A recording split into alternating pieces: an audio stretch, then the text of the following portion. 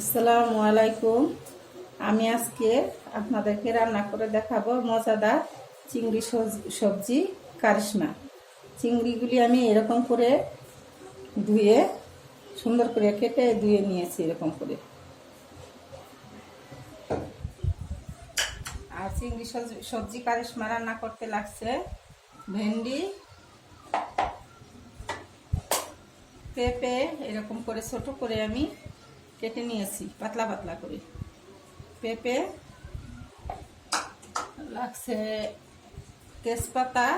তেজপাতা গুঁড়ো করে রেখেছি, ধনিয়া গুঁড়ো,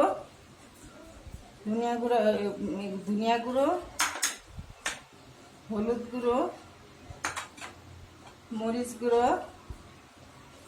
আর লবণ, চিনি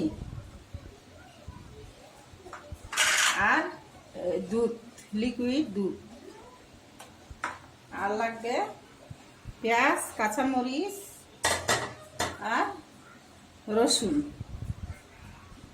এখন আমি কড়াইয়ে আমি তেল দিয়ে দিচ্ছি, অল্প সামান্য তেল দিয়ে দিলাম। ভিন্ন রকমের স্বাদ বাড়ানোর জন্য আমি টমেটো সস, ওই যে প্রাণ টমেটো সস আর আলফা মেয়োনিজ ব্যবহার করব। আমি কড়াইয়ে একটু তেল দিয়ে দিচ্ছি।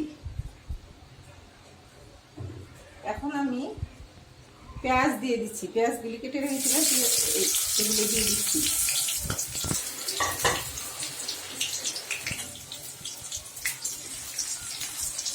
পেঁয়াজের সাথে আমি চিংড়িগুলি দিয়ে দিচ্ছি।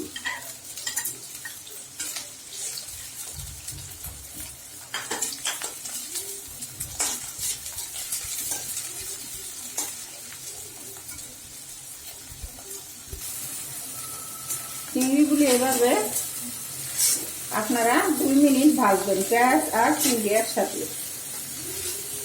ভেজে এক এক করে সব উপকরণগুলি দিবেন। এখন আমি দিয়ে দিব অল্প একটু হলুদের গুঁড়ো,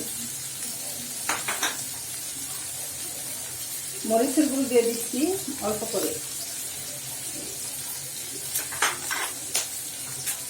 ধনিয়া গুঁড়ো দিয়ে দিচ্ছি অল্প,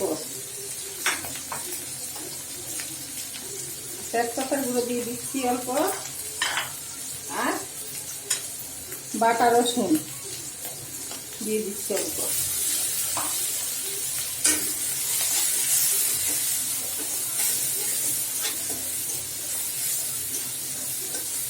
আর আমি এই যে লিকুইড দুধটুকু দিয়ে দিচ্ছি সাথে।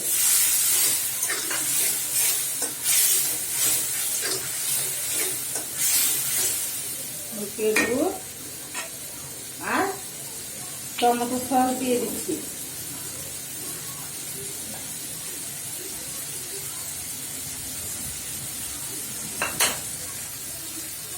এতটুকু টমেটো সস দিয়ে দিচ্ছি। আর একটা আমি মেয়োনিজ দিয়ে দিচ্ছি।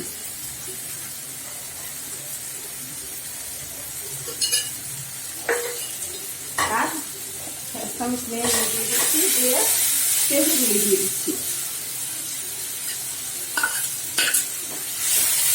এভাবে আমি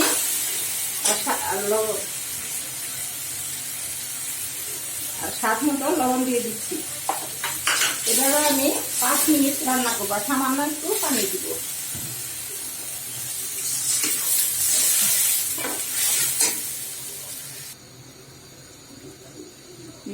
5 মিনিট পর রান্না করার পরে আমি এখন ভেন্ডিগুলি দিয়ে দিচ্ছি।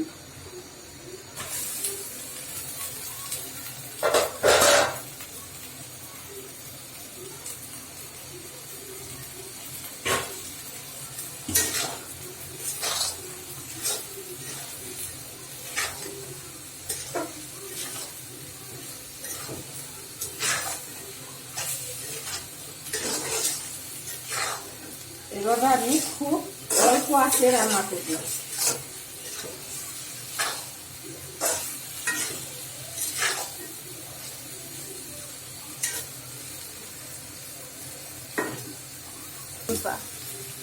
অল্প আছে, আরো 10 মিনিট আমি রান্না করব। সামান্য পানি দিয়ে দিচ্ছি।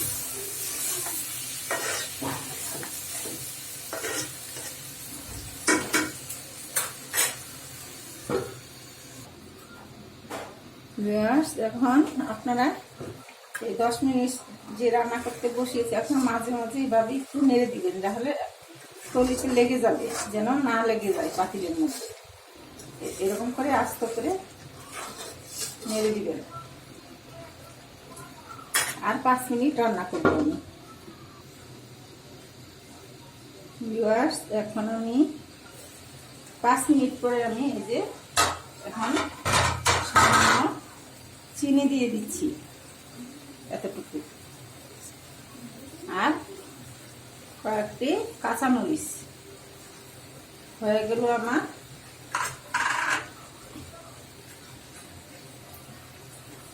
ভিউয়ার্স, আমার এখন চিংড়ি সবজি কারিশমা হয়ে গিয়েছে।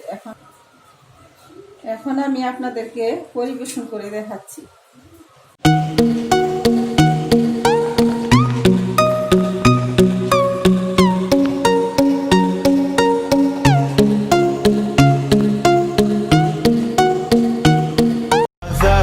It's caught in the crossfire. It's caught in the crossfire.